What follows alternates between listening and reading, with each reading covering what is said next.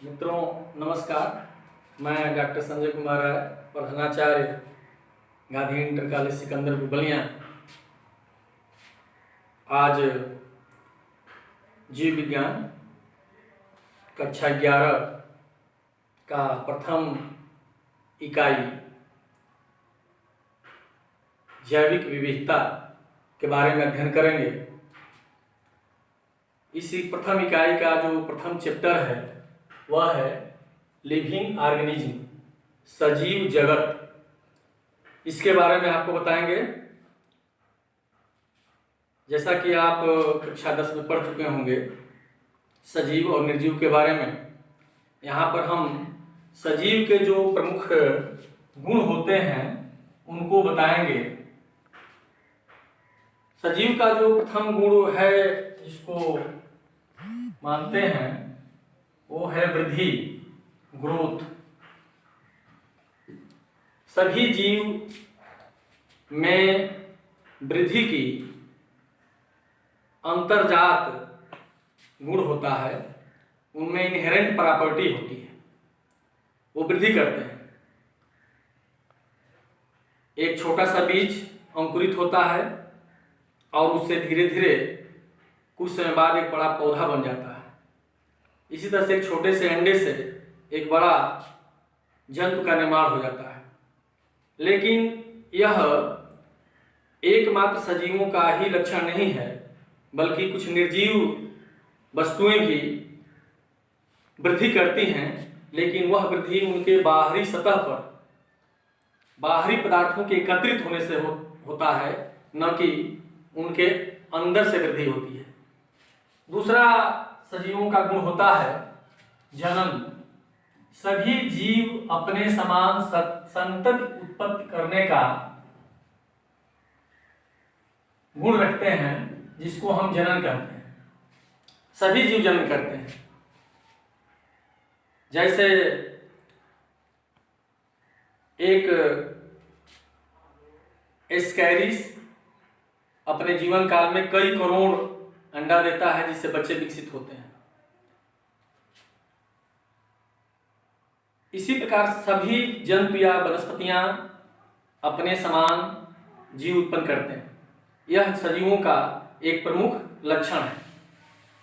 यद्यपि कुछ निर्जीव वस्तुएं भी हैं जो अपने समान प्रतिलिपिकरण उनका बनाया जाता है, लेकिन जीवों के समान वह उनका अनुवांशिक गुण नहीं होता है, बल्कि वह आर्टिफिशियली उसको बनाते हैं।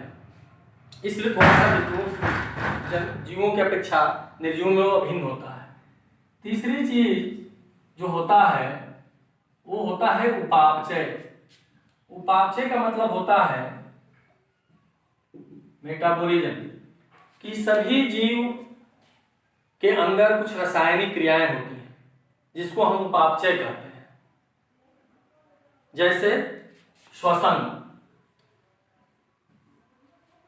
प्रकाश संश्लेषण, पाचन, यह सभी क्रियाएं जीवों में होती हैं और इन सभी रासायनिक क्रियाओं को हम उपापचय कहते हैं। जो दो प्रकार का होता है, अपचय और उपचय। अपचय का मतलब होता है केटाबोलिज्म। केटाबोलिज्म का तात्पर्य यह है कि इसमें एक बड़े पदार्थ को दो छोटे छोटे पदार्थों में तोड़ा जाता है। जैसे श्वसन। श्वसन में ग्लूकोज C6H12O6 यह O2 से क्रिया करता है और CO2 प्लस H2O में प्लस एनर्जी में टूट जाता है। तो यहाँ पर ग्लूकोज एक बड़ा पदार्थ है, ऑक्सीजन की सहायता से CO2 और H2O में टूटता है, एनर्जी निकलती है।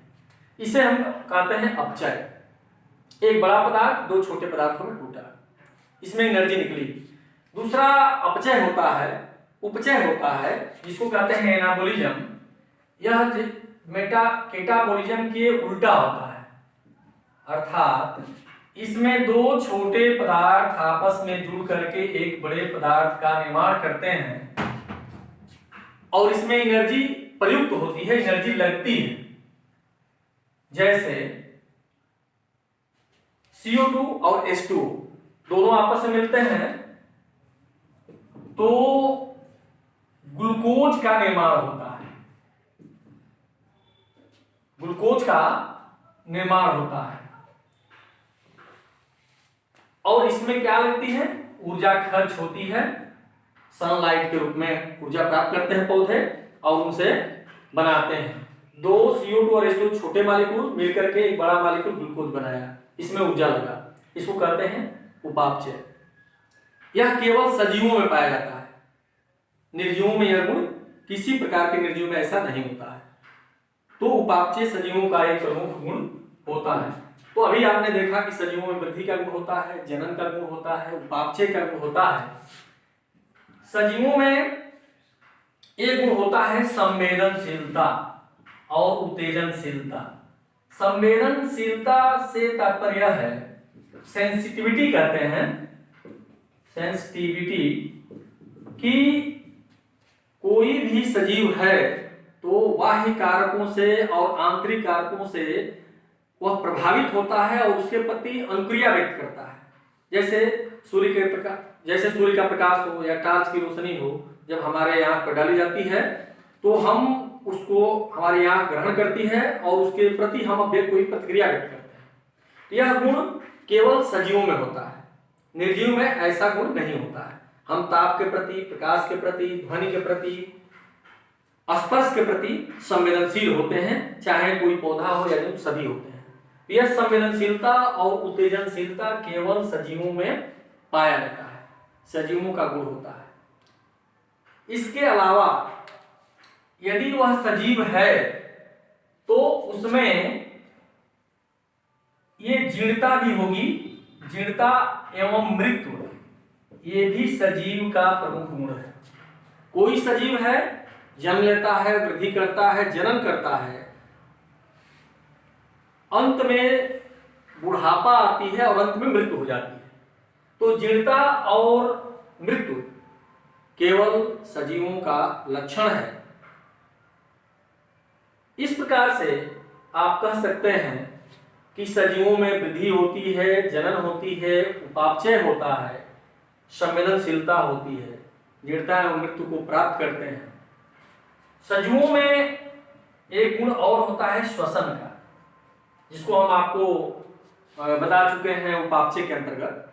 तो कोई भी जीव है उसके अंदर श्वसन क्रिया होगी, वो ऑक्सीजन ग्रहण करेगा, कार्बन डाइऑक्साइड छोड़ेगा, ये भी एक सजीव का प्रमुख गुण होता है। तो आपने सजीव के विभिन्न गुण देखे और इस आधार पर जीव विज्ञान में सजीव को निर्जीव से अलग अध्ययन करने के लिए विज्ञान ने एक शाखा बनाया जिसको हम कहते हैं जीव विज्ञान, बायोलॉजी। तो बायोलॉजी में हम सजीवों का अध्ययन करते हैं।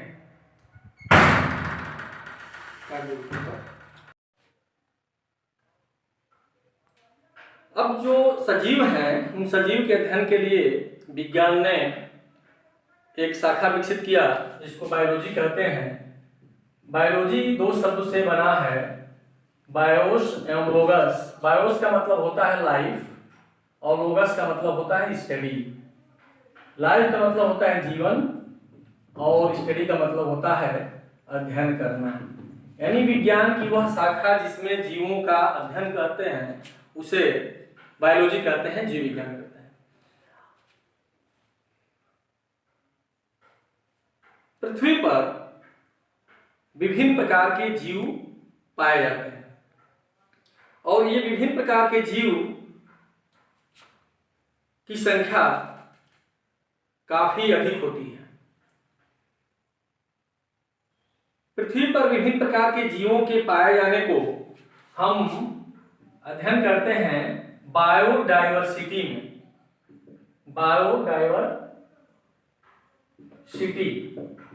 बायोडाइवर्सिटी क्या है? इसको कहते हैं जैविक विविधता।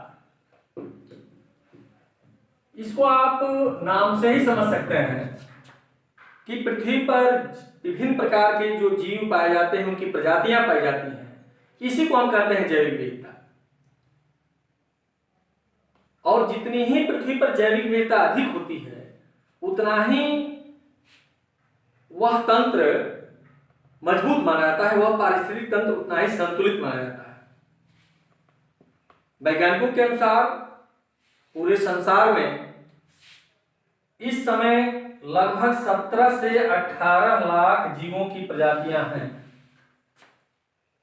17 से 18 लाख जीवों की प्रजातियां हैं। इसमें से लगभग 12 लाख जंतु की प्रजातियां और 5 लाख वनस्पतियों की प्रजातियां हैं। अर्थात जंतुओं की प्रजातियां वनस्पतियों से काफी अधिक है। अभी यह केवल खोजी गई प्रजातियों के बारे में बताया गया है। इसके अलावा वैज्ञानिकों का अनुमान है कि पृथ्वी पर अभी लाखों जीवों की प्रजातियां हैं जिनके बारे में हम जान नहीं पाए। इन जंतुओं की जो 12 लाख संख्या है, इसमें से लगभग सबसे अधिक आर्थ्रोपोडा संघ के जंतु पाए जाते हैं। आर्थ्रोपोडा संघ के जंतु सबसे अधिक पाए जाते हैं, कीटों वाले, जिसमें कीट आते हैं। दूसरा सबसे अधिक जो जंतु होते हैं संख्या में, वो है मोलस्का संघ। आर्थ्रोपोडा सबसे अधिक। दूसरे नंबर पर जिसकी संख्या है जंतुओं की पृथ्वी पर, वो मोलस्का संघ की प्रजातियों का है। इसी प्रकार से पौधों में सबसे अधिक एंजियोस्पर्म पाए जाते हैं। आवृतबीजी पौधे सबसे अधिक पाए जाते हैं। पूरे विश्व को 12 मेगा डाइवर्सिटी भागों में बांटा गया है। मेगा डाइवर्सिटी अर्थात जहां पर जैविक विविधता बहुत ज्यादा है, उसको मेगा डाइवर्सिटी कहते हैं। पूरे विश्व को 12 जोन में, ऐसा 12 मेगा डाइवर्सिटी जोन है, उसमें एक भारत का भी स्थान आता है। भारत में पूरे विश्व का 2.4% लगभग भूभाग है, लेकिन हमारी डाइवर्सिटी 8.1% है। अर्थात भारत में जीवों की जैविक विविधता जिसको कहते हैं, वो अधिक बहुत है। इस जैविक विविधता के कारण पारिस्थितिक तंत्र संतुलित रहता है। अतः जैविक विविधता को बनाए रखने का प्रयास हमेशा करना चाहिए। प्रत्येक व्यक्ति का यह दायित्व है और सरकारें भी प्रयास करती हैं। अब प्रश्न उठता है कि इतने पादप और जंतु पृथ्वी पर पाए जाते हैं, तो इनका अध्ययन कैसे किया जाए। इनके अध्ययन करने के लिए एक विज्ञान का विकास किया गया, एक विज्ञान के ब्रांच का विकास किया गया, जिसको कहते हैं टैक्सोनॉमी। टैक्सोनॉमी कहते हैं। टैक्सोनॉमी में हम जीवों का आइडेंटिफिकेशन करते हैं। आइडेंटिफिकेशन अर्थात पहचान, क्लासिफिकेशन करते हैं अर्थात वर्गीकरण करते हैं, नामनक्लेचर करते हैं अर्थात इनका नामकरण करते हैं, क्लासिफिकेशन वर्गीकरण और आइडेंटिफिकेशन पहचान। तो जीवों को पहचानते हैं, फिर उनका क्लासिफिकेशन करते हैं, नामनक्लेचर करते हैं, नामकरण करते हैं। क्या आवश्यकता है कि जीवों का हम क्लासिफिकेशन करें? तो जीवों की विविधता के कारण सभी जीवों का अध्ययन एक साथ करना आसान नहीं होता है। इसलिए वैज्ञानिकों ने जीवों को अध्ययन को सरल बनाने के लिए पहले उनके लक्षण को पहचाना। पहले विभिन्न जीवों के लक्षण को पहचानने का कार्य किया, जिसको हम कैरेक्टराइजेशन कहते हैं, लक्षण को पहचानना कहते हैं।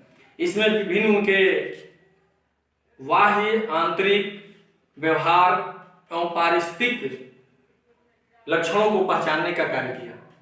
पहचानने के बाद दूसरा उन्होंने उनका आइडेंटिफिकेशन किया। पहचान के बाद उन जीवों का लक्षण पहचानने के बाद उन जीवों को पहचानने का कार्य किया और उन लक्षण के आधार पर विभिन्न जीवों को पहचाना। पहचान करने के बाद उनका नॉमेनक्लेचर किया, नामकरण किया। नामकरण में चूंकि पृथ्वी पर इतने प्रकार के जीव हैं और सभी जीवों का एक नाम होना चाहिए जिससे कि उनको पहचाना जा सके और वह नाम पूरे विश्व में एक होना चाहिए, नहीं तो पहचानने की में दिक्कत होती है। जैसे भारत में गौरैया कहते हैं, गौरैया एक पक्षी को, और उसको विदेश में इंग्लैंड में पैसा डोमेस्टिका वैज्ञानिक कहते हैं और इंग्लैंड में उसका नाम स्पैरो है। तो इस प्रकार से एक ही जंतु का 3 नाम, अरब कंट्री में दूसरा नाम से पुकारते हैं, 4 नाम हो जाए तो फिर एक संकट होता है उसको जानने का, पहचानने का। इसलिए नॉमेनक्लेचर किया गया, जंतुओं का नामकरण किया गया। नामकरण करते समय जो सबसे प्रमुख वैज्ञानिक ने विधि बताया उस विधि को कहते हैं binomial nomenclature. Binomial system of nomenclature,